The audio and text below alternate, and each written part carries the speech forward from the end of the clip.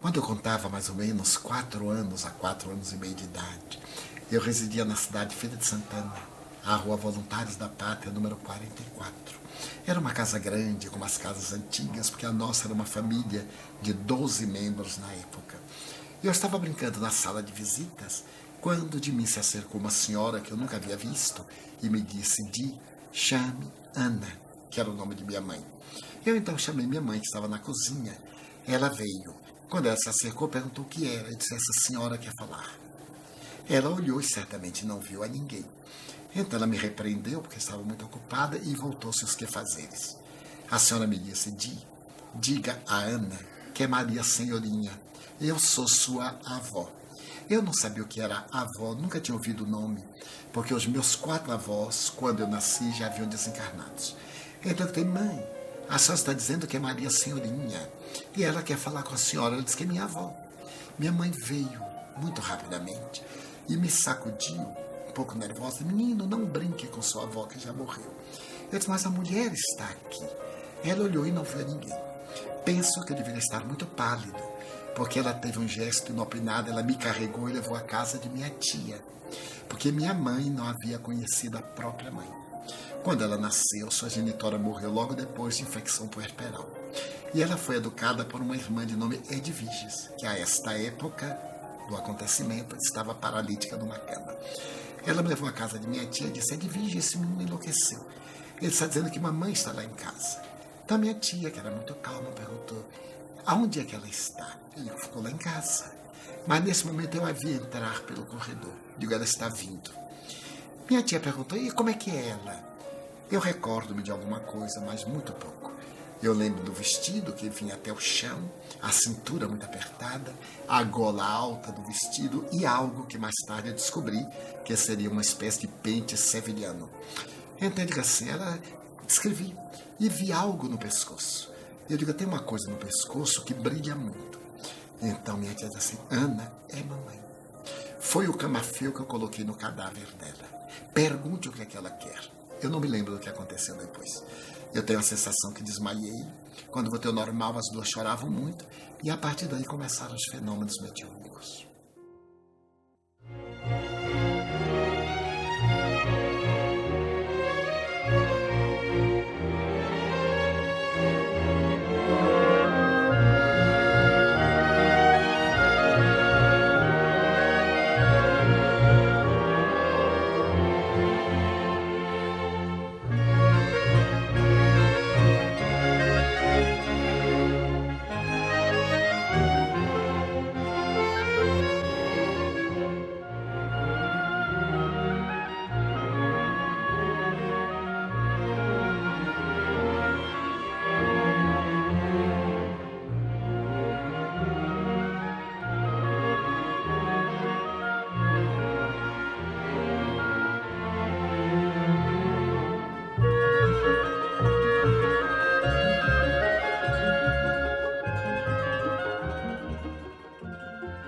No século XX, muitos brasileiros projetaram o Brasil no cenário mundial, nas mais diversas áreas, como o esporte, a música, a arquitetura, a ciência, as artes plásticas, entre outras. A educação, a filosofia e a religião têm como maior divulgador brasileiro no exterior o educador humanista e médium espírita Divaldo Pereira Franco. Não pode haver paz no mundo On ne peut pas avoir de la paix dans le monde se as criaturas não tiverem paz interior. si les individus n'ont pas de paix en eux-mêmes. Por meio de suas palestras, seminários e livros psicografados, milhões de pessoas no Brasil e em mais de 50 países tomaram conhecimento da vida depois da morte e da reencarnação, temas fundamentais em diferentes culturas e religiões. Respostas seguras para essas questões foram encontradas por Divaldo Franco no Espiritismo, codificado na França entre 1857 e 1869, pelo educador e filósofo francês Hippolyte Léon Denisard Rivail. mais conhecido como Allan Kardec. Desde 1947, o Espiritismo tem em Divaldo Franco seu maior expoente oral no Brasil e no exterior. Ele proferiu palestras para falar sobre paz, educação e espiritismo na ONU de Nova York e na de Viena, na Sorbonne de Paris, assim como continua fazendo em locais grandes, pequenos e humildes em centenas de cidades no Brasil e nos 5 continentes. Em 1992, nós organizamos pela primeira vez uma palestra de Divaldo para um grupo na Organização das Nações Unidas aqui em Viena. Nós tivemos a ideia de levá-lo à ONU para que abrisse uma porta para a comunidade internacional aqui de Viena, que é muito grande. Viena é uma cidade cosmopolita, com várias embaixadas e com um centro muito grande. E a ONU aqui circulam por dia entre 5.000 e 8.000 pessoas. Então a ideia era levá-lo à ONU para que abrisse a porta na ONU. Isso foi em 1992, foi um sucesso a sua palestra naquela época e continuou por várias vezes, em 94, em 96... E a última vez que eu lembro, eu acredito que foi em 2003 que nós levamos Divaldo para dar uma palestra na ONU. Bom, a ONU tomou uma iniciativa muito bonita no ano 2000, que é o esforço de aproximação de todas as religiões indistintamente, procurando mostrar a importância da união das religiões como um elemento fundamental na preservação da paz na humanidade inteira.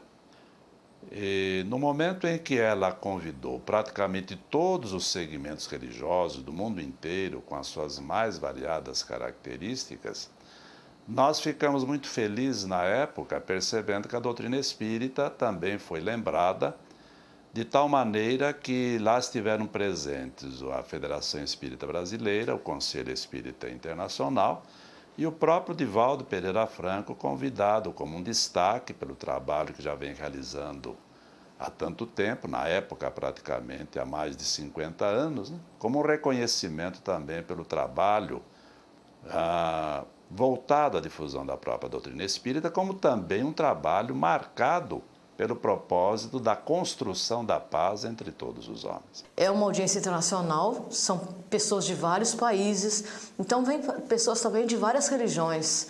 Eu lembro de colegas meus da Índia que ficaram tão fascinados ou mais, tão impregnados pela doutrina espírita ou mais que nós mesmos brasileiros.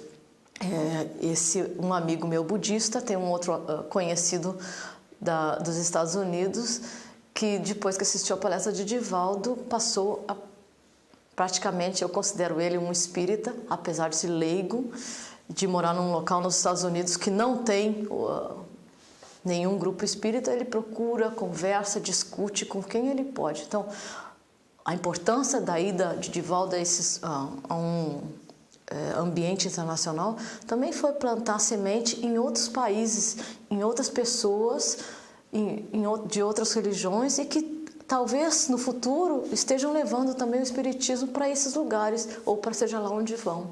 Uma coisa interessante na primeira palestra que Divaldo fez na ONU é que todo mundo queria pagar. E Divaldo, como nós sabemos, não iria aceitar de maneira nenhuma cobrança pela sua palestra, um pagamento pela sua palestra. E muitas pessoas queriam, inclusive, fazer consultas, né, com Divaldo. E é sempre um pouco, assim, meio difícil de explicar para as pessoas. Olha, o espiritismo não dá consultas. Você quer conversar com ele, ele vai conversar com você um momento que pode e você vem assistir a sua palestra. Esse é um ponto também muito discutido quando você divulga o espiritismo fora do Brasil. Porque as pessoas esperam pagamento, esperam pagar por alguma coisa, elas querem pagar para receber. E nós não estamos aqui para fazer isso, né? Aconteceu isso algumas vezes, porque eles são inconformados de a gente doar. Como fazer um evento desse sem eles poderem dar o seu contributo, para sentirem que estão pagando aquela atividade de Divaldo? E a gente diz, não, você não precisa pagar, é uma doação. Na verdade, eles ficam desconfiados, porque eles realmente não estão acostumados a qualquer movimento, que seja profissional sério, que não existe nenhuma transação financeira, como é o caso do espiritismo. Então, eles se sentem bem desconfortáveis, ficam esperando lá qual que é o catch, né? Qual que é a pegada, onde será que eles vão me pegar depois, se não estão querendo agora, entendeu? E aí, aos poucos, as pessoas vão entendendo que, na realidade, não é que o centro espírita dispensa o auxílio financeiro, mas ele não cobra, como nós sabemos, pelos serviços espirituais, que são prestados dentro de um centro espírita. Então, aos poucos eles vão percebendo tudo, mas é realmente ainda difícil. Então, ele prefere pagar, nem que seja uma quantia mínima, mas aí ele sai de lá tranquilo de que tá tudo bem. Obviamente, os centros aqui não cobram, tá? Nós continuamos sempre com essa mesma política e quando as pessoas insistem muito, a gente sempre fala, olha, existem a possibilidade sempre de deixar doações, fica à vontade da pessoa, mas não é nada que seja exigido. Mas é complicado isso, não é ainda algo que deixa os americanos numa situação muito confortável. Na segunda metade do século XX, 2 pilares do espiritismo, a vida depois da morte e a reencarnação, foram cientificamente comprovadas, ou no mínimo sugeridos através de pesquisas científicas de especialistas renomados como George W. Wick, Raymond Moody Jr., Ian Stevenson, Elizabeth Kubler-Ross e o brasileiro Hernani Guimarães Andrade. Em sua reencarnação no século XX, Divaldo nasceu na cidade de Feira de Santana, Bahia, no dia 5 de maio de 1927. De família humilde, Divaldo é o caçula de 13 filhos do senhor Francisco Pereira Franco e de dona Ana Alves Franco. Desde cedo ele percebeu ser diferente das outras crianças, por ser portador de faculdades especiais. Via e conversava com os espíritos. Eu tinha vários flashes de outras encarnações, mas ainda não sabia identificá-la. Acreditava que eram coisas que estavam em minha imaginação. Minha vida espiritual na adolescência foi muito ativa. Vivia com os espíritos em caráter de grande intimidade. Em 1943, recebeu o diploma de professor primário, mas seu objetivo era ser médico ou sacerdote. Num espaço de apenas 5 anos, Divaldo sofre fortes abalos emocionais decorrentes da morte de 3 irmãos, ainda jovens. Buscou explicação para seus sofrimentos na religião que professava, mas o pároco local complicou ainda mais a situação, pois não aceitava e muito menos explicava os fenômenos mediúnicos experienciados por Divaldo. Segundo revelação dos espíritos superiores a Allan Kardec, a mediunidade é um fato comum entre todas as pessoas em maior ou menor grau. O jovem baiano encontrou as soluções para suas dúvidas, inquietações e, principalmente, como conviver com suas faculdades especiais, estudando a ciência, a filosofia e a religião espírita. Divaldo foi orientado a educar sua mediunidade, seguindo fielmente o educador e filósofo francês. Na infância e juventude, nada sabíamos acerca dos fenômenos que nos assediavam, de forma que, ao solicitarmos ajuda e esclarecimento sobre tais episódios, nosso padre confessor e professor de catecismo nos afirmava que estávamos sendo tentados e atraídos pelo demônio que pretendia tirar-nos da igreja. É compreensível que isso aguçasse nosso conflito íntimo a níveis indescritíveis. Ignorávamos o rumo a seguir. Com a mediunidade ostensiva e dada a ausência de conotação doutrinária compatível, fomos levados à situação de quase paroxismo. Com o envolver do tempo, comprovamos a presença de espíritos menos esclarecidos imbuídos de propósitos de mistificação e zombaria. Mas ao mesmo tempo em que registrávamos a presença desses irmãos ainda ignorantes, sentíamos o confortador amparo e incentivo dos benfeitores espirituais, a nos exortarem a que praticássemos de maneira elevada a mediunidade. Uma doutrina pacifista e humanista por excelência, o Espiritismo se desenvolveu no Brasil desde o seu surgimento na França e teve fácil aceitação no meio intelectual brasileiro e, sobretudo, entre as pessoas instruídas da classe média que visitavam ou estudavam em Paris, então a capital cultural do mundo. Divaldo Pereira Franco. Eu vou dizer uma coisa do que penso. Eu acho que ele é um grande andarilho das estrelas.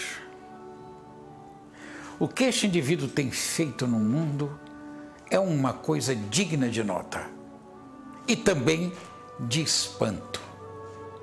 Tem um livro que diz que ele é o Paulo de Tarso moderno. É uma coisa parecida. Porque o que esse indivíduo faz, eu não sei onde ele arranja tanta força.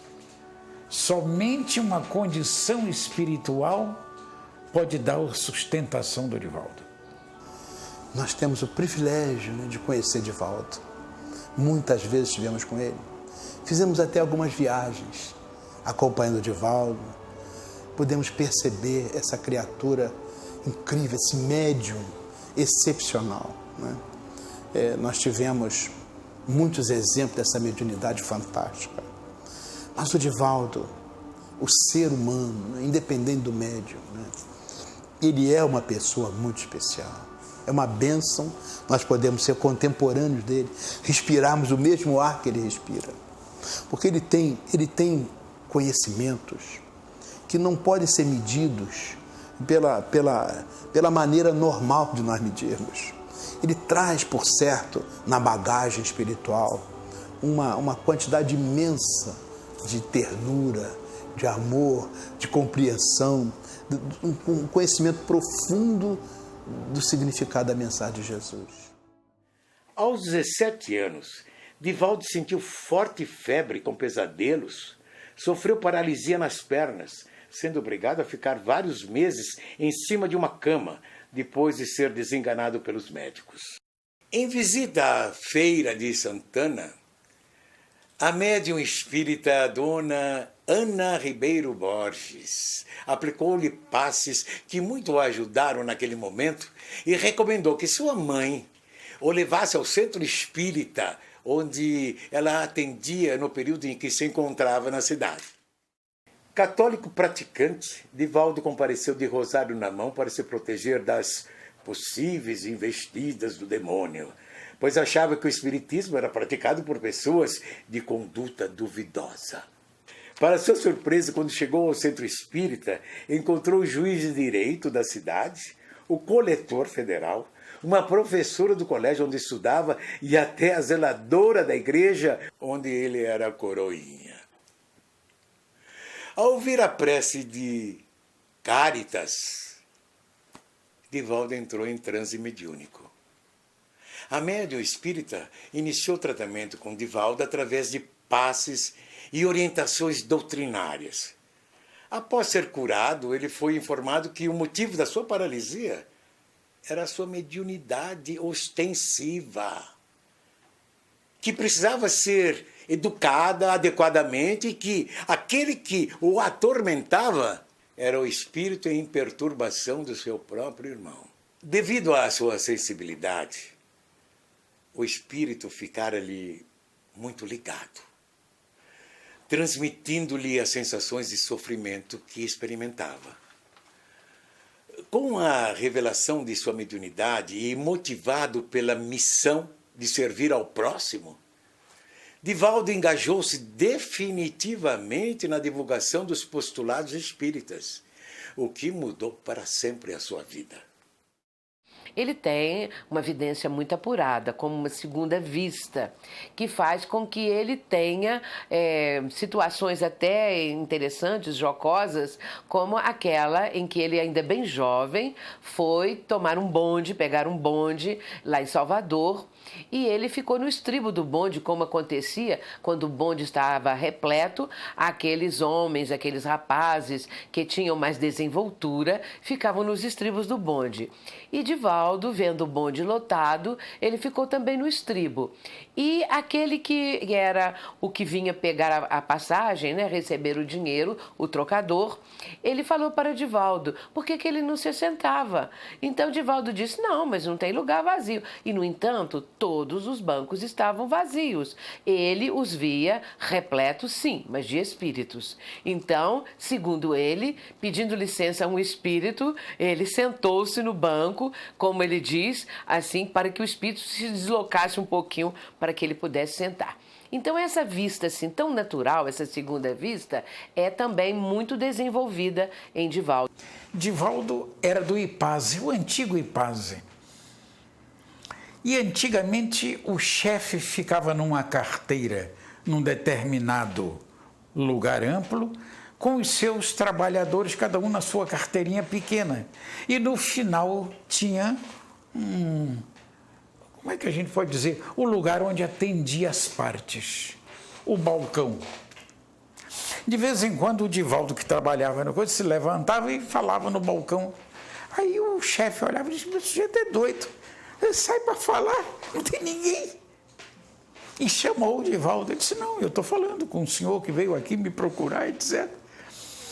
Aí o Divaldo compreendeu que nesta época a sua mediunidade era tão estoante, tão gritante, que ele confundia o encarnado com o desencarnado. Confundia.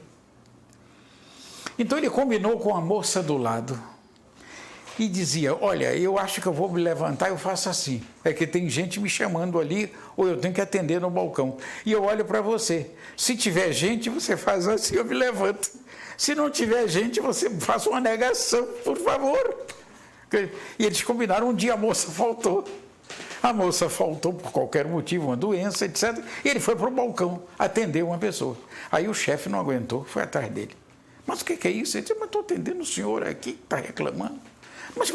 Mas isso não existe, Divaldo. Essas coisas não existem, essa coisa toda. Ele disse, mas o homem está aqui, o homem me deu até o tipo dele, o modelo, o negocinho da ficha, que diz onde é que está o processo dele. Ele disse que o processo está 2 anos e ninguém resolve nada. Aí o chefe virou e disse, eu vou lhe mostrar que isso não existe. Qual é o número? Divaldo deu o número. Aí o homem foi procurar a coisa, tinha o processo, já tinha 2 anos. Tudo que o Divaldo tinha dito através do homem era verdade. E o homem olhou e disse, olha, senhor Divaldo, vamos fazer o seguinte. O senhor tenha calma. Eu acho que tem umas coisas metidas realmente nisso, etc. Então você vê que mediunidade tinha esse rapaz. Após buscar respostas para o sofrimento humano, aflições e o porquê da vida e da morte, Divaldo finalmente as encontrou no Evangelho de Jesus, explicado pelos livros de Allan Kardec. Após tantas vivências e buscas atrozes, dúvidas e inquietações sobre o enigma da vida e da morte, da justiça de Deus e o porquê do sofrimento, todas as minhas perplexidades em breve tempo se dissiparam. Era a consolação da doutrina espírita que a misericórdia divina fazia descer sobre minha pobre e desorientada existência. Não mais a dúvida, não mais a apatia, não mais a revolta, não mais o ressentimento. Antigas rogativas minhas eram, afinal, atendidas pelo Pai Celestial, que socorre sempre todo aquele que pede com humildade no coração. Decorridos os primeiros contatos com a doutrina espírita, passamos a sentir que teríamos que viajar muito. Em nossa mente emergiam cenas e quadros de viagens levando a mensagem consoladora. Divaldo mudou-se para Salvador, onde foi orientado sobre sua mediunidade por Dona Ana Ribeiro Borges. Prestou concurso e empregou-se no Instituto de Previdência e Assistência dos Servidores do Estado, dando início à sua carreira como funcionário público. Bonito e sempre elegante como qualquer outro jovem de sua idade, Divaldo chegou a ter algumas belas pretendentes, querendo com ele constituir família. Mas sua missão, nessa encarnação, estava reservada à causa humanista, envolvendo milhares de seus semelhantes. Em 1945, Divaldo conheceu aquele que viria a ser seu grande irmão em sua jornada humanista, Nilson de Souza Pereira. Neste mesmo ano, o médio teve seu primeiro contato consciente com a sua benfeitora espiritual, Joana de Ângeles. Antes disso, ele já sentira sua presença constante. Os estudos mediúnicos passaram a ser realizados numa ampla casa na rua Barão de Cotegipe, 224, já então com o nome de Centro Espírita Caminho da Redenção. Divaldo começou então sua trajetória de palestrante, utilizando-se da mais bela forma de levar paz ao ser humano, falar sobre a justiça divina e o Evangelho de Jesus segundo o Espiritismo. Ele falou a primeira vez na União Espírita Sergipana, em março. E a partir daí começaram os convites para realizar palestras, e ele começou a fazer palestras no Brasil todo, não só no Nordeste, como também no Sul, Sudeste. E a partir de 1960, ele começou a fazer palestras no exterior. A primeira viagem que Divaldo realizou foi em 1962, a Buenos Aires, a convite de Juan Antônio Durante, que na época era jovem, pertencendo ao movimento espírita de juventude. Nos primeiros tempos, os auditórios eram muito restritos, normalmente eram casas espíritas, e à medida que o seu nome foi sendo conhecido, os promotores naturalmente se preocupavam em acomodar as pessoas em auditórios com mais conforto. Aí passou a falar em cinemas, teatros e clubes, espaços que comportavam centenas de pessoas. Na atualidade, Divaldo fala em grandes auditórios para muitas pessoas, para multidões, chegando às vezes a 10 mil, 15 mil pessoas na atualidade. Numa cidadezinha do interior da Bahia, Miritiba, psicografou sua primeira mensagem assinada pelo espírito Marco Prisco. Dezenas de espíritos, são dezenas. Inicialmente e principalmente Joana de Ângeles, Manuel Filomeno de Miranda, Viana de Carvalho, Vitor Hugo, Tagore, e tem também alguns que usam o pseudônimo, como, por exemplo, um outro espírito que se apresenta como Ignotus. São vários, que não me ocorre assim a lista toda, né? Mas esses são os principais que tem escrito através dele. Eu me esqueci de citar a Amélia Rodrigues, que cuida mais da parte do Evangelho, que é interessante também. Gosto de Amélia Rodrigues, mas Joana de Ângeles parece que me sensibiliza mais, me toca mais profundamente. Dessa maneira, teve início uma das mais belas histórias do humanismo no mundo, as vidas espíritas apostolares de Divaldo Pereira Franco e de Nilson de Souza Pereira, amparados por uma pleiade de abnegados servidores das esferas crísticas, tendo à frente a benfeitora espiritual Joana de Ângeles, que participara da elaboração da codificação espírita no mundo espiritual no século XIX. A partir de 1947, após minha primeira palestra pública em Aracaju, entretive relacionamento epistolar com Chico Xavier. Quando fui seu hóspede por primeira vez em Pedro Leopoldo, no ano de 1948, perguntei-lhe quem seria esse espírito. Chico Xavier disse-me que não tinha referências e que eu aguardasse com paciência.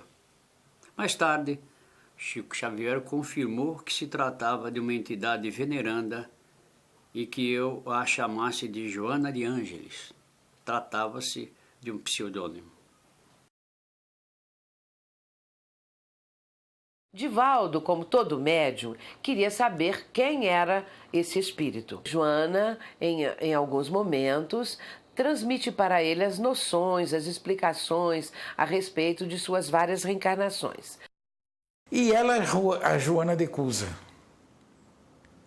que é a Joana de Ângeles, a Joana de Cusa, que teve contactos maravilhosos com Cristo e que foi abalada, destruída num circo romano, com aquelas destruições dos cristãos daquela época. Ela com o filho, essa coisa toda. O que nós vemos é um espírito de escol. Em cada reencarnação, Joana tem pontificado. Cada vez que ela vem ao plano terreno, ela tem uma missão especial que ela cumpre de maneira vitoriosa, de maneira esplendorosa. Assim foi quando ela nasceu no México, quando ela foi a personalidade Juana Inés de la Cruz.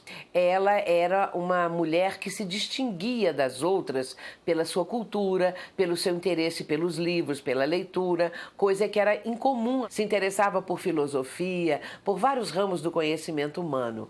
E tinha uma biblioteca notável.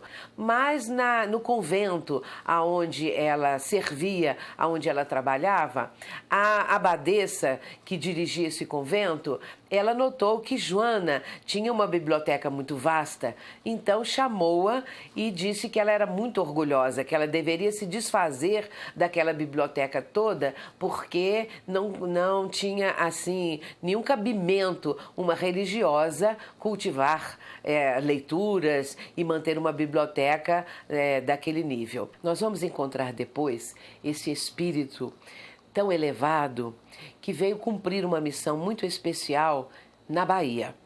E nesse caso, com o mesmo nome, vai tomar uma personalidade nova, esse espírito, na sua reencarnação ali nas Plagas Baianas, mas vai passar a se chamar Joana Angélica. E nesse caso vai ser a abadesa no convento da Lapa. Segundo Divaldo Franco, ela sempre se interessou em ajudar as mulheres, as moças que tinham filhos ainda solteiras e por isso eram consideradas perdidas. E isso ela fez também como Juana Inés de la Cruz, vai dar prosseguimento a esse trabalho como Joana Angélica. De 1948, quando retornava de uma viagem de trem que fez com Nilson à plataforma na Grande Salvador, Divaldo subitamente teve uma visão através de desdobramento, na qual lhe foi projetada uma área ampla, arborizada, com várias casas, escolas e com muitas crianças brincando. Nesse desdobramento, Divaldo viu um senhor cuidando atentamente daquelas crianças e percebeu que se tratava dele próprio já em idade avançada. Esta é a tarefa que deves executar. Se te aprover, deves dedicar-te ao trabalho recuperador junto aos corações infantis para atender ao grande número de necessitados, contribuindo de alguma forma para a edificação de um mundo melhor e mais feliz. A Mansão do Caminho foi criada em agosto de 1952 para abrigar e educar crianças órfãs, apesar dos obstáculos criados pelo Palácio Episcopal, que alegava não ser permitido que o demônio fizesse uma sede próxima ao seu palácio. A condição de espírita foi muito difícil para Divaldo romper essas barreiras. E havia então uma perseguição, que ali naquele local não poderia de forma alguma ter qualquer atividade espírita, porque o plano era não só a Mansão do Caminho, mas também o Centro Espírita Caminho da Redenção, que já estava fundado anteriormente, porque a mansão veio depois.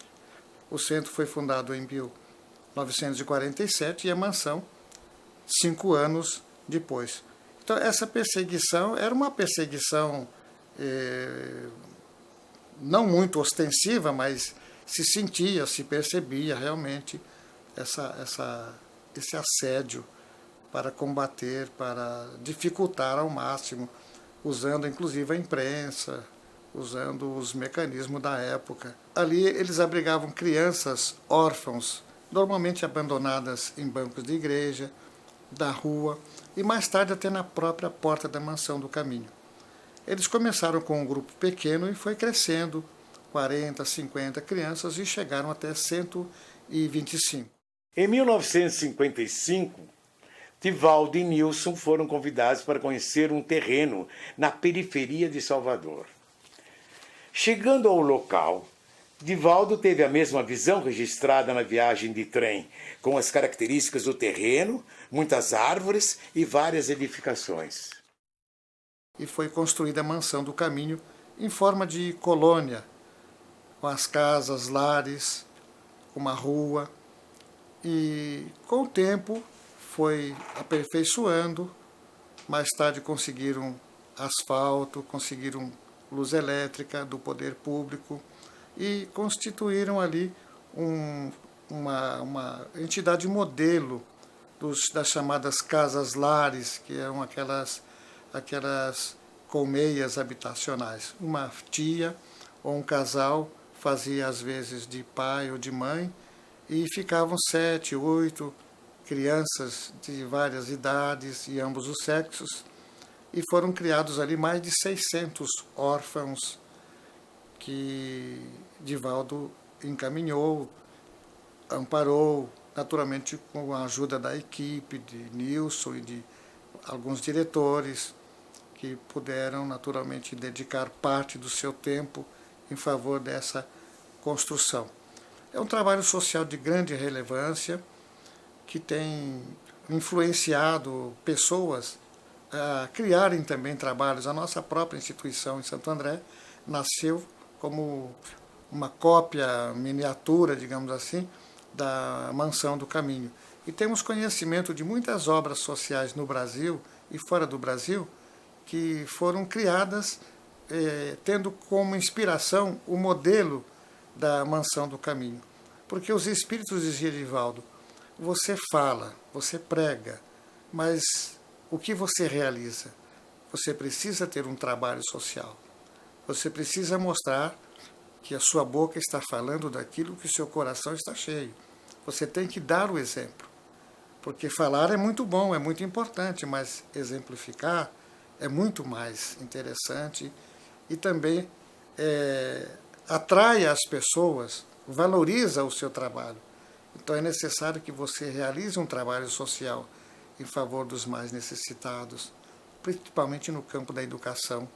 Porque eu considero Divaldo um educador, um evangelizador. Apesar de ele não ter os cursos superiores, mas ele é um homem a serviço de Deus, a serviço da paz, a serviço do mundo, a serviço da humanidade. É um grande humanista. É um privilégio enorme para mim chegar até a Mansão do Caminho. Fiquei impressionado, porque a obra é fantástica. Se entramos na Mansão do Caminho, sentimos uma emoção enorme. A paz, a energia que tem lá. Assim podemos imaginar que poderia ser paraíso, porque as pessoas lá sempre rindo, todo mundo correndo, trabalhando, mas sempre bem disposto, bem alegre. É assim, seria ótimo se o mundo ficasse também fora da Mansão do Caminho, não somente no Brasil, mas também no mundo inteiro. A fraternidade, amor ao próximo, que lá é praticado. Desde a sua inauguração, Divaldo e Nilson, juntamente com voluntários e idealistas espíritas, já educaram mais de 30.000 crianças e jovens carentes. O complexo educacional é mantido com os recursos adquiridos com a venda dos livros psicografados por Divaldo e gravação das conferências e seminários realizados no Brasil e no mundo. Conta também com o apoio da Prefeitura de Salvador, dos governos estadual e federal e de empresas privadas. Algumas dessas crianças abandonadas por seus pais biológicos foram registradas posteriormente, tendo como pais Divaldo ou Nilson. Quando Divaldo fundou a Mansão do Caminho, ele contou especialmente com a presença de Nilson. Em muitos momentos, Divaldo, até mesmo contando para mim, relatando o trabalho de Nilson, ele sempre diz o seguinte, que enquanto ele fica no seu gabinete psicografando, enquanto ele fica no atendimento às pessoas, Nilson cuida dessa outra parte, de estar junto das crianças quando a obra ainda tinha as casas lares, não é? Então, aquelas crianças que viviam ali, que vinham em tenra idade, os órfãos, essas crianças contavam com a presença de Nilson, que estava sempre atento a tudo aquilo que elas precisavam e dava suporte a que Divaldo tivesse a tranquilidade suficiente na parte da psicografia, na parte da mediunidade, na parte das viagens, porque se ele não contasse com uma pessoa assim, ele não teria tranquilidade suficiente para levar adiante uma tarefa que o fez caminhar cada vez para mais longe, porque ele deixou Salvador para ganhar o mundo. Ele deixou o seu recanto ali, não é, que é a mansão, para começar então uma tarefa que hoje o tem levado aos continentes do mundo. A Mansão do Caminho, ela é um exemplo de obra assistencial, de obra social, que está cada vez mais atendendo às angústias e necessidades humanas. Nós temos a notícia que ali, por dia, estão presentes 3.000 pessoas diariamente, e todas elas sendo atendidas de uma maneira magnífica, de uma maneira onde a presença espiritual é conservada, cultivada, onde o amor é doado continuadamente, o espírito de caridade, de amor ao próximo, e tudo isso significa exemplo para todos nós. Desde a formação dos primeiros grupos de estudos do Espiritismo no Brasil, no final do século XIX, servir ao próximo, tendo Jesus como modelo e guia, sempre foi um método adotado pelos espíritas. Nessa mesma época, tanto em famílias abonadas como nas classes populares, surgiram médiuns notáveis, como Bezerra de Menezes, Frederico Júnior, Bittencourt Sampaio e Antônio Luiz Saião, no Rio de Janeiro. Em São Paulo, a extraordinária educadora e humanista Anália Franco e Antônio Gonçalves da Silva, o Batuíra, foram exemplos de bondade humana. Em Belém do Pará, Ana Prado causava sensação com sua excepcional mediunidade de efeitos físicos. Em Minas Gerais, Eurípides Barçanufo, além de curar com sua mediunidade, empregou o método de educação espírita até então inédito em todo o mundo. Em 1910, nascia em Pedro Leopoldo, Minas Gerais, aquele que, ao lado de Divaldo Franco, seria o nome mais importante do espiritismo no século XX, Francisco Cândido Xavier. O Brasil se tornou a pátria do Evangelho, onde vários médiuns psicógrafos, quase sem instrução, recebiam da espiritualidade páginas belíssimas, que davam origem a inúmeros livros. Começava uma nova era na história da literatura. Médiuns, pesquisadores e intelectuais espíritas notáveis escreveram seus nomes na história do cristianismo por sua oratória, suas obras mediúnicas e seus atos de amor e renúncia. Ivone do Amaral Pereira, Zilda Gama, Manuel Quintão, Guilhom Ribeiro, Frederico Figner, Caibar Schutter, Carlos Embaçaí, Rubens Romanelli, Edgar Armon, Diolindo Amorim, Hermínio Correia de Miranda, Herculano Pires, Clóvis Tavares, Pedro de Camargo Vinícius, Newton Bochá, Carlos Torres Pastorinho, Canuto Abreu e dezenas de outros. Foi nesse período tão importante e significativo que surgiu um professor primário jovenzinho de apenas 20 anos, Divaldo Pereira Franco. Com a notoriedade cada vez maior de sua excelência educacional empregada na sua obra social e sua cativante oratória na divulgação do espiritismo, o jovem funcionário público intensificou suas atividades como missionário cristão. Nos fins de semana e em suas férias do trabalho, ele saía por cidades do interior e capitais brasileiras para levar o Evangelho de Jesus explicado pelos espíritos superiores e revelados a Allan Kardec. Em 1948, visitou pela primeira vez o extraordinário médium espírita Chico Xavier, de quem se tornou amigo. A partir de então, Chico passou a ser uma referência central para o jovem médium iniciante. O espírito Humberto de Campos apareceu a ele e disse: você precisa conhecer Chico Xavier. Vá a Pedro Leopoldo, porque Chico Xavier poderá orientar você na sua mediunidade. Você é muito jovem, inexperiente e precisa de uma pessoa como Chico Xavier para orientá-lo.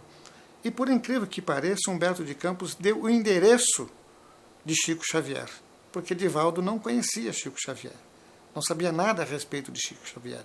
Ele era apenas médium, estava começando e não tinha ainda contato com o movimento espírita, com a doutrina espírita. E ele escreveu a Chico Xavier. E é muito interessante porque ele escreveu numa linguagem muito formal: Ilustríssimo Senhor Francisco Cândido Xavier. E quando Chico respondeu, foi interessante porque ele disse assim: querido irmão Divaldo. Ele disse: olha, que diferença. Então ele achou que não podia ter intimidade com Chico Xavier. Então respondeu: querido irmão Chico Xavier, gostaria muito de conhecê-lo e tal, né? Aí marcaram, no ano seguinte, Divaldo tirou férias e veio a Belo Horizonte para depois ir a Pedro Leopoldo. Naquela época era muito difícil, havia escalas de 4, 5 lugares.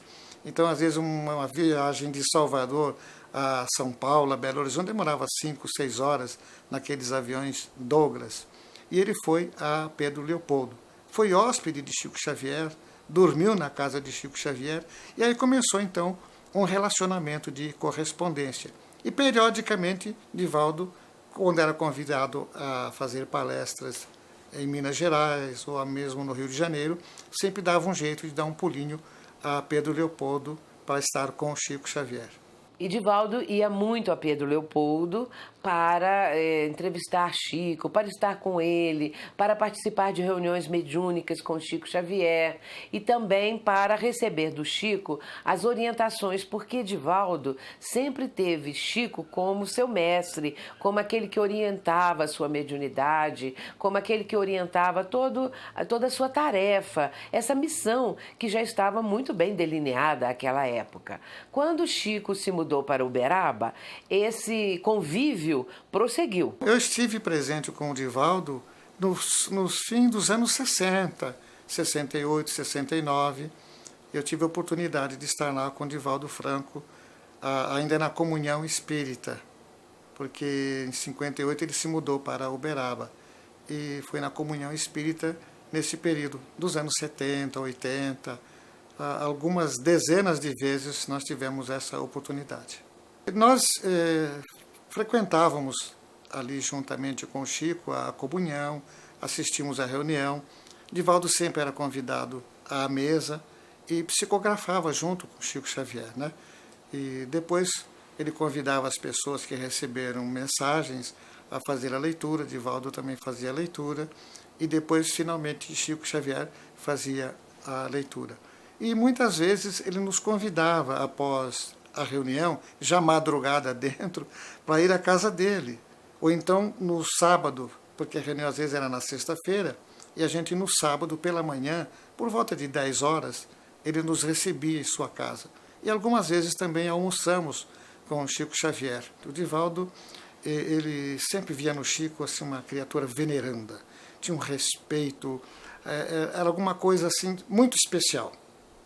Divaldo, até hoje, você sabe que nas viagens ele cita Chico Xavier, o venerando médium, ele tem um respeito, uma admiração fantástica, porque ele viu nele um mestre, um professor, que o ajudou no começo da mediunidade.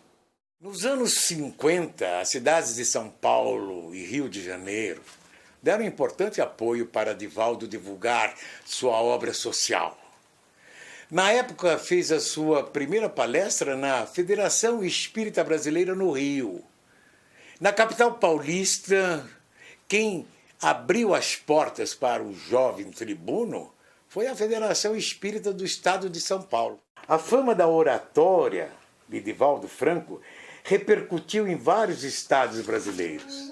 A primeira vez que eu conheci Divaldo Franco foi em São José do Rio Preto, no ano de 1958. Se não me engano, era a 11ª concentração de mocidades espíritas do Brasil Central e do estado de São Paulo. A primeira concentração a que eu comparecia. E eu estava muito motivada, deslumbrada mesmo com aquele movimento. Eu não conhecia somente aqui Campinas, a nossa mocidade, um movimento pequeno ainda na época. Observamos pela primeira vez o trabalho de Divaldo Franco na tribuna e ficamos encantadas, como aliás todos os que assistiram. Sempre é assim, não é? O Divaldo consegue transmitir a mensagem com clareza, com fundamento, às vezes científico, muito evangélico, e cativa mesmo com sua palavra vibrante aqueles que o ouvem. E eu me recordo que fiquei muito emocionada e interessada. Mas é que as nossas mocidades na época eram acanhadas, limitadas. E ali nós estávamos vendo jovens como Divaldo. Divaldo era, desde aquela época, o grande trabalhador que é hoje. Não desmereceu ao longo dos anos, pelo contrário, nos dá até agora o testemunho da fidelidade no serviço da doutrina. Então nós temos por Divaldo Pereira Franco um carinho especial, de longa data, e temos assim uma certa satisfação de contar com a estima desse grande companheiro. Que Deus o abençoe sempre. Nós começamos a ter contato com esse valoroso trabalhador espírita ainda na década de 1950, no interior do estado de São Paulo, onde nós participávamos de uma mocidade espírita. E na época já se promoviam palestras, atividades diversas, procurando divulgar a doutrina espírita dentro das possibilidades da época. E uma personalidade que indubitavelmente se destacou já naquela época foi exatamente Divaldo Pereira Franco. Pela sua oratória, naturalmente voltada ou caracterizada pelo apoio espiritual, pela sua própria mediunidade, mas de uma constância, de uma presença permanente. Nós participamos de muitas confraternizações de mocidades espíritas, onde fomos naturalmente colhendo as informações básicas doutrinárias, aprendendo a conviver no movimento espírita.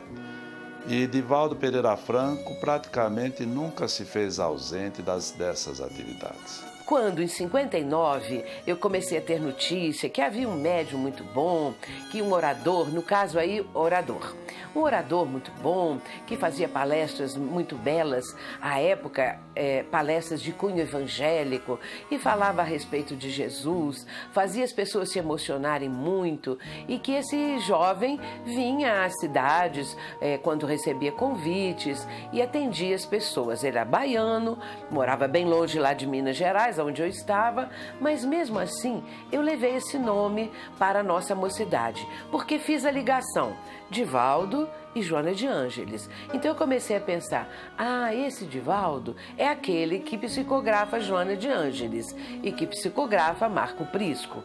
E levei o nome para os jovens da mocidade e comentei com eles, vamos convidar esse rapaz, vamos convidar esse orador para vir aqui a Juiz de Fora, para fazer uma palestra. Ele é jovem, segundo eu soube, e que nós poderíamos então promover uma palestra dele. Portanto, foi a Mocidade Espírita que promoveu a vinda de Divaldo Franco quando nós o conhecemos. A essa altura, ele atendeu ao convite, aceitou, marcamos a data e ele ficou hospedado lá em casa. E isso foi em 59. A partir daí, durante 45 anos consecutivos, Divaldo atendeu ao nosso convite, indo a Juiz de Fora, fazendo as palestras e também ficando hospedado no nosso lar. Ainda na década de 50, começou a fazer palestras para entidades não espíritas, como a Casa das Belas Artes, os Ministérios da Educação, da Fazenda e associações e sociedades que cuidavam da formação humana. No início dos anos 60, recebeu convite para fazer uma conferência fora do Brasil. A partir daí, os países da América Latina começaram a solicitar a presença de Divaldo Franco para fazer palestras. Centroamérica y el Caribe le debe realmente a Divaldo Pereira Franco el inicio de la divulgación espírita en nuestras tierras. Él fue el que exactamente fue el pionero y llevó a nuestras tierras las primeras luces sobre la doctrina espírita en una forma más amplia y en una forma más comprensible gracias a su gran cualidad de orador. Recordamos cuando hace más allá de los 30 años que llegó Divaldo a Guatemala. Yo contaba con 16 años apenas y Divaldo no hablaba completamente el español. Teníamos que jugar un poco a poder ver cuál era la traducción. Sin embargo, fue tanto el impacto que causó este medium en nuestra sociedad, que comenzó el deseo del conocimiento del espiritismo por medio de una técnica que él tiene muy clara. Él habla al lenguaje y a las cualidades de cada pueblo, de tal manera que él se adaptó muy rápidamente a el espiritismo centroamericano. Y no hablo de los espíritas de nuestras tierras, sino que hablo de que él ha sido un forjador, ha sido un hombre que ha entrado como que llega a la selva y empieza a abrir un camino. Eso fue realmente Divaldo para Centroamérica, un verdadero luminoso del camino, una verdadera persona que abre camino donde no había por dónde transitar, llevando con palabras de amor, de mucho conocimiento, de mucha enseñanza, la luz del espiritismo a corazones que nunca jamás quisieron conocer esta palabra, habiendo dejado tan bien sentado esto que ahora anda por todo el mundo, llega poco a Centroamérica, pero ¿por qué? Porque dejó las raíces claras, pasó por muchos años allá con nosotros y él ha sido realmente nuestro principal guía en la divulgación internacional del espiritismo en el área de Centroamérica y el Caribe. Divaldo começou a receber também convites para proferir palestras nos Estados Unidos.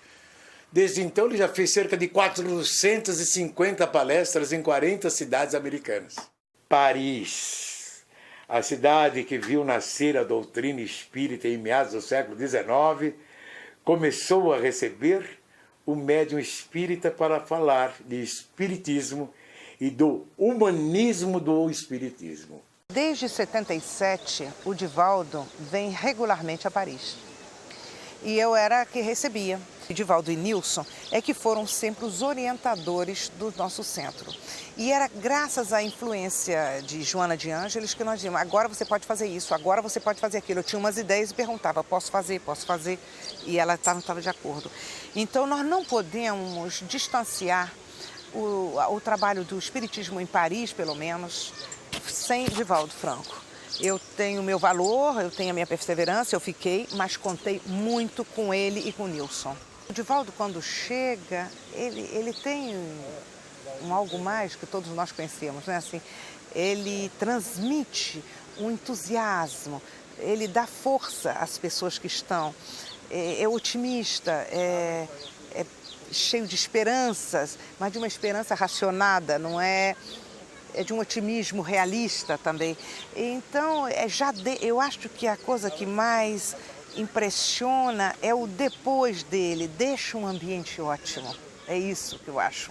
Porque também temos também vários perfumes nas salas, temos ambientes agradáveis, tivemos manifestações espirituais também muito boas, mas também o após Divaldo. Quando ele vai embora, a gente está entusiasmado, a gente tem entusiasmo, se a gente continuasse, não vamos desistir.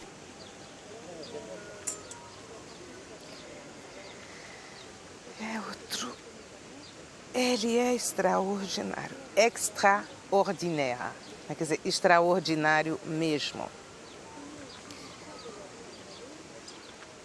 Idealista, é muito pouco de dizer, mas ele está sabendo transmitir este ideal no mundo inteiro. Parou a vida, parou a vida pessoal, não há demanda de ordem pessoal. Ele saiu para plantar no Brasil. Todas as pessoas que o ouviram, eu tenho visto agradecendo a Deus a oportunidade de tê-lo ouvido, de ter recebido uma carta, de ter estado com ele, visto, porque saiu renovada. Então, é um homem que eu acho que a Sueli foi muito feliz, é o semeador de estrelas, porque ele é uma estrela no sentido positivo, quer dizer, uma luz, e que está distribuindo essa luz por todos os países, abrindo esses novos caminhos para que nós outros também possamos ir e caminhar nesses mesmos caminhos.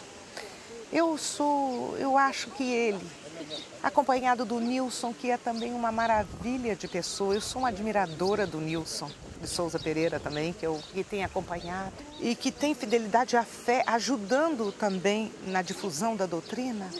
São duas pessoas extraordinárias, porque eles saem completamente do normal. Eles têm uma obra social maravilhosa, extraordinária. Eles têm um trabalho de difusão mediúnico maravilhoso. Eles têm um trabalho de difusão em todos os países, no Brasil, em todos os países. Ele é orientador de todos os corações que pedem. O que eu posso mais falar? Eu só posso agradecer também. Agradecer a oportunidade que tive nesta vida, pelo menos, de estar com ele, de ser próxima dele, de receber as influências dele e do nosso querido Nilson, que são amor em todos os momentos. São amor, e são amor. Eu nem sei, se eu começar a falar, eu não vou parar.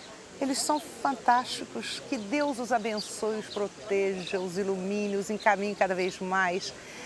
E que nossa Joana de Ângeles, que nos ajuda tanto por intermédio deles, também possa continuar nos ajudando, ajudando-os e sendo ajudada também para nos ajudar mais.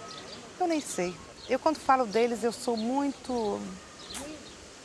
Como é que eu posso dizer? Eu acho que eu sou emocional também. Mas eu acho que eu sou lógica. O que ele fez, ninguém fez. Ninguém fez. Ninguém fez.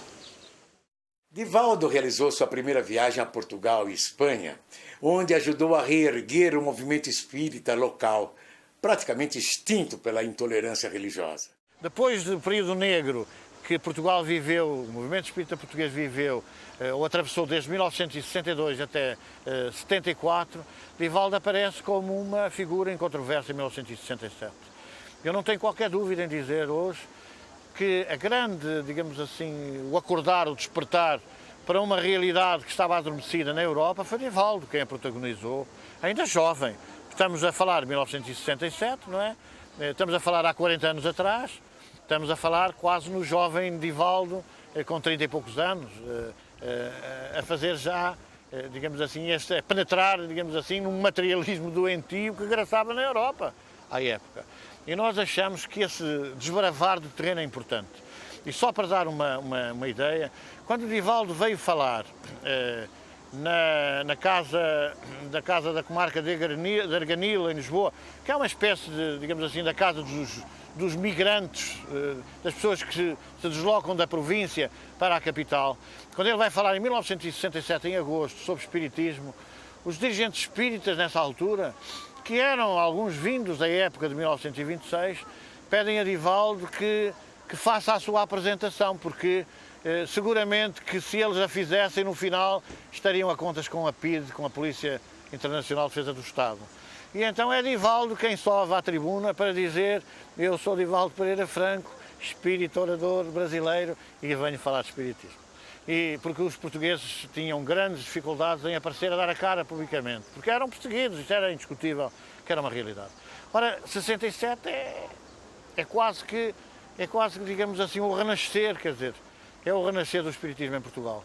E a partir dessa altura, nós notamos que os portugueses gostavam de pequenas historinhas, é porque nessa altura que se dá uma grande projeção do espiritismo em Portugal.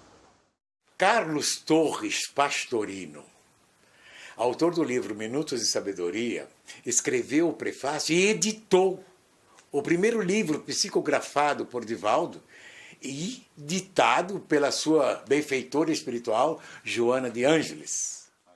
Mestre de Amor foi imediatamente aceito pelo público, que a partir daí passou a esperar ansiosamente novos livros psicografados pelo médium. É a presença de Joana de Ângeles e as mensagens, tudo aquilo que ela transmite ao médium, que tem características espíritas. Joana, ela fala para a humanidade hoje em dia como uma espírita realmente, que sente a doutrina, que transmite os seus princípios e encontra no seu médium uma ressonância desse tipo de pensamento, porque ambos pensam da mesma forma, ambos trabalham dentro da mesma perspectiva, ambos estão disseminando a doutrina dos espíritos, porque entendem que esta é a terceira revelação de Deus à humanidade. Portanto, a presença de Divaldo e a presença de Joana de Ângeles expressa uma programação espiritual, uma programação perfeita que antecede em muito a reencarnação de Divaldo. Ela hoje vem falar à humanidade através da mediunidade. É aquele mesmo espírito lá, Joana de Cusa, aos tempos do Cristo, quando deu o seu testemunho de fidelidade ao Mestre, que hoje fala da mesma forma para os seres humanos a respeito de Jesus. Nós sabemos que ela tem uma linha psicológica. Muitos livros de Joana de Ângeles, ela mostra ali uma feição psicológica, uma característica, mostrando todas as implicações que o ser humano hoje em dia apresenta dentro dessa perspectiva psicológica. São vários os aspectos que poderiam ser analisados. A obra de Victor Hugo, por exemplo, como romancista, já foi apreciada inclusive por acadêmicos, por pessoas especializadas em estilos de romances. E também a obra de Joana de Ângeles, principalmente a coleção da psicologia transpessoal, que é a quarta força, que tem sido adotada por muitos psicólogos. E eu estou, inclusive, elaborando um trabalho nesse sentido, de relacionar os psicólogos que estão trabalhando os livros de Joana de Ângeles no campo da psicologia transpessoal. Também as obras de Tagore, Manuel Filomeno de Miranda, com uma especialização no campo da obsessão e desobsessão, têm contribuído grandemente para os estudos nas casas espíritas. Criou-se, inclusive, o projeto Manuel Filomeno de Miranda, que procura didaticamente passar as instruções, as orientações de como organizar um trabalho espírita no campo da mediunidade, como organizar uma reunião no campo da obsessão, das obsessões. É um trabalho muito profícuo, muito útil para os estudos da mediunidade. A mediunidade de Divaldo Franco sempre deixou as pessoas fascinadas, principalmente a de efeitos físicos. Que eu vi materialização com o Divaldo na casa, eu vi materializações com ele. Hoje, se chamar para ele fazer materialização, ele está fora, porque é um processo muito complexo, precisa de pessoas muito adestradas, pessoas que compreendam as coisas, e não pessoas que vão ver para se entusiasmarem, etc., e não ter composições de avaliação, etc. Mas esse era o Divaldo. Muitas vezes ele falou o Dr. Bezerra de Menezes através dele, quando também havia uma modificação facial e da voz e até da aparência física. Ele fica mais corcundinha, a voz é a própria do Dr. Bezerra e a transformação facial. E a impregnação fluídica, ninguém consegue ficar sem se emocionar pela impregnação do espírito. Também, muitas vezes, ele mostrava, assim, para mim, quando a gente saía, o perfume que saía das mãos dele depois das palestras. Isso é uma manifestação de efeito físico, né? E na minha casa, quando o meu marido estava doente, que ele sempre fazia então passe, evangelho no lar, a água ficava fluidificada, alterava o sabor da água e a água ficava gasosa, mas sempre o sabor diferente e com perfume. E chegou um tempo que a minha casa começou a ficar perfumada. O Divaldo saía, então eu tinha as pessoas humildes que me ajudavam na limpeza da casa e elas diziam assim: Dona Bete, que visita é essa que a senhora teve, que ele foi embora e o perfume ficou? O perfume permanecia de 1 a 2 semanas e não era perfume dele, era impregnação fluídica do perfume espiritual que exalava. Nos anos 80, Divaldo, com o produtor de televisão Augusto César Vanucci, lideraram campanha em prol da candidatura do médium Chico Xavier ao Prêmio Nobel da Paz. Sua condição de humanista e médium espírita chamou a atenção de diversas universidades, cidades brasileiras e do exterior, passando a receber títulos de cidadão honorário. Foi convidado e fez palestra na Sorbonne, em Paris, e ainda recebeu diplomas de doutor honoris causas em humanidades de universidades americanas e canadenses. 2 mensagens em francês e em inglês, psicografadas por Divaldo durante as comemorações em Paris dos 200 anos do nascimento de Allan Kardec e dos 150 anos de O Livro dos Espíritos, em Brasília, tiveram como testemunha várias câmeras de TV e mais de 1.500 pessoas. Notre frère Divaldo, nosso irmão Divaldo, durant quelques instants, durante alguns instantes, a produit une écriture que voici. Produziu a escrita que ele está mostrando. Mais si vous retournez la feuille, agora quando vira a folha, à la lumière, na luz, vous avez un texte en français. Tem um texto em francês.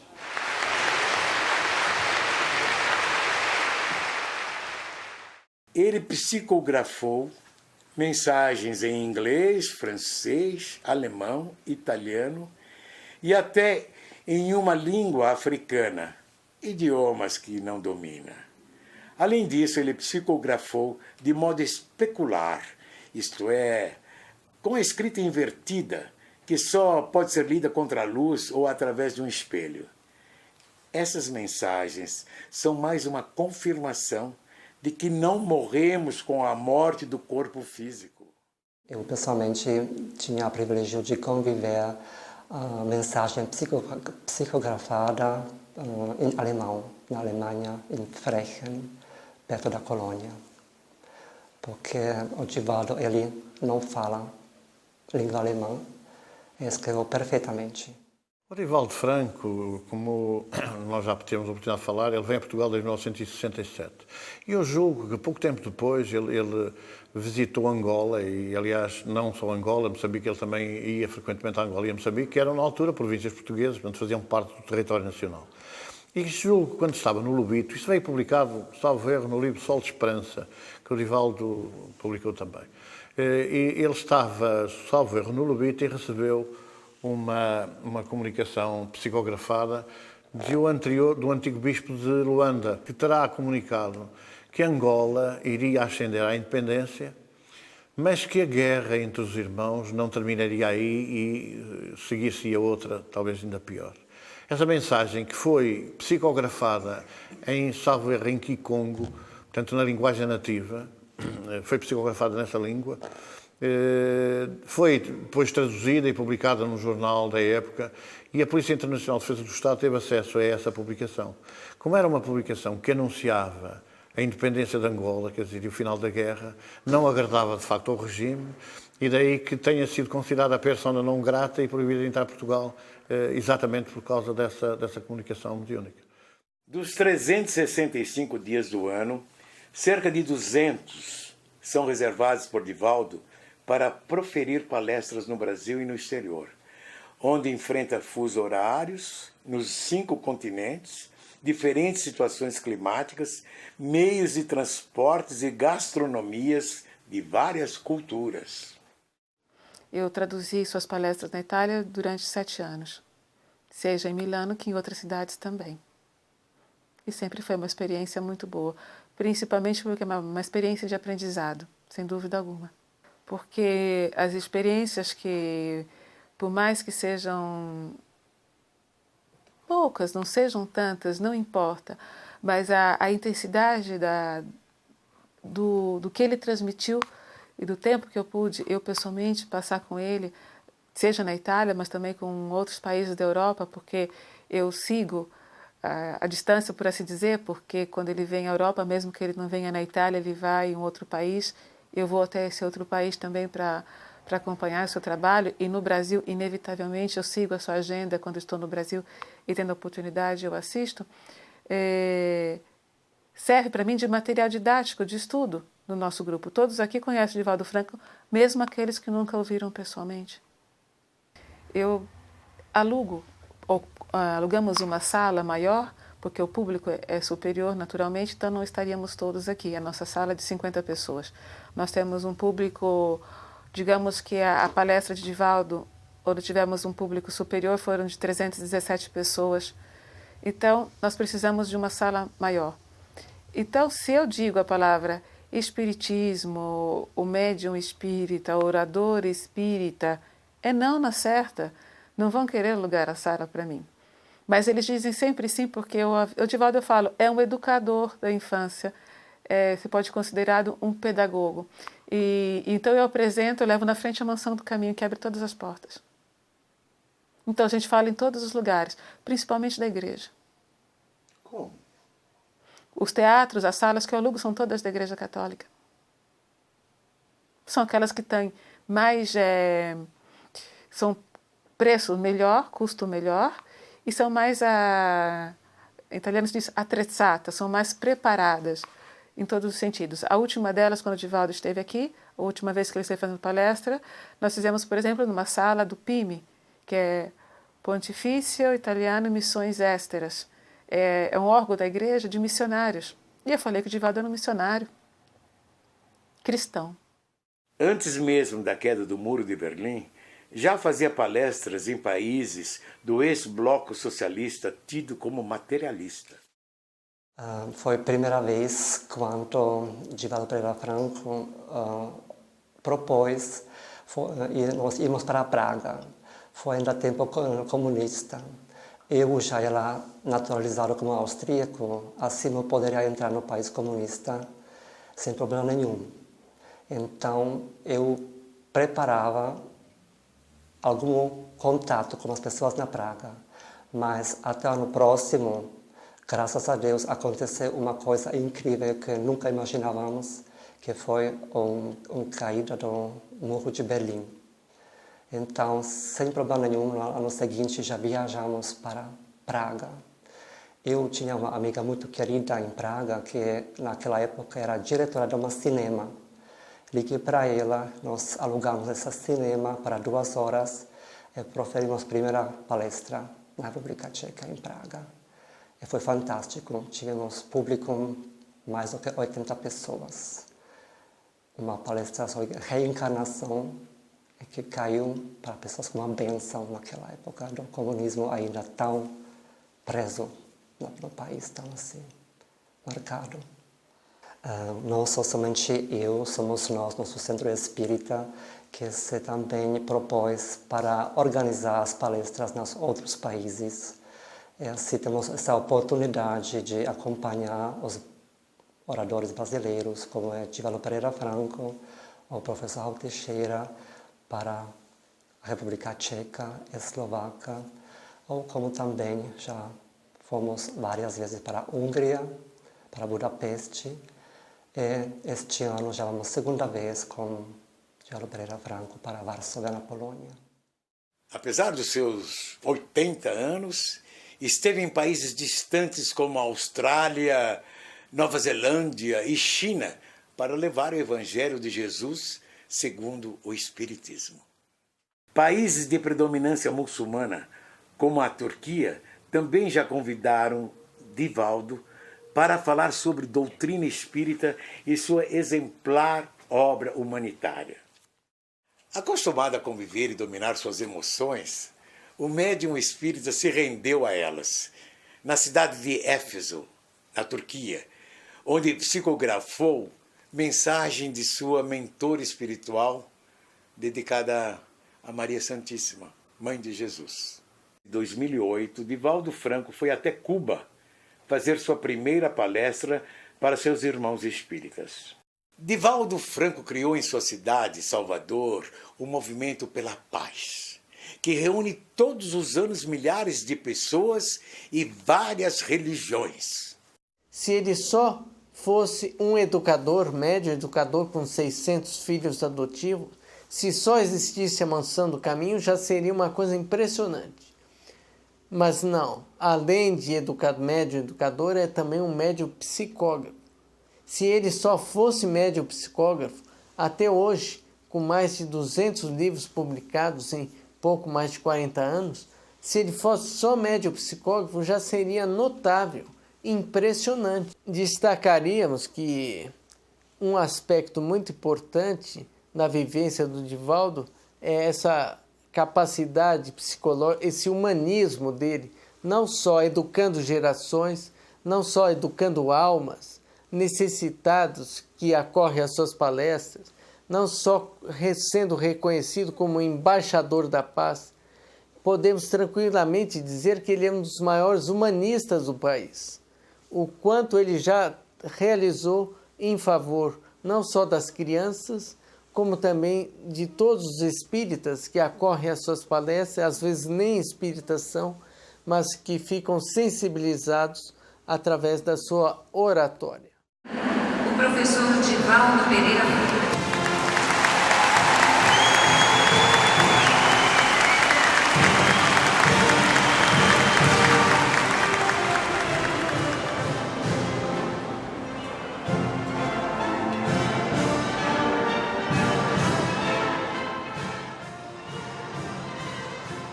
Por sua trajetória de mais de 60 anos no Espiritismo, Divaldo Franco continua recebendo homenagens de várias partes do mundo.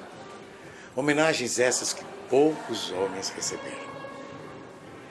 Nas comemorações dos 150 anos de O Livro dos Espíritos em São Paulo, 15 mil pessoas fizeram justa homenagem àquele que passou toda a sua atual encarnação amando, educando e levando aos 5 continentes a mensagem de amor e de paz da doutrina espírita, que nasceu na França após a implantação dos ideais de liberdade, igualdade e fraternidade pela Revolução Francesa, mas que encontrou no Brasil o povo mais solidário da Terra para se desenvolver e se espalhar para o mundo, tendo no humanista e médium espírita Divaldo Franco um dos seus maiores divulgadores e exemplos.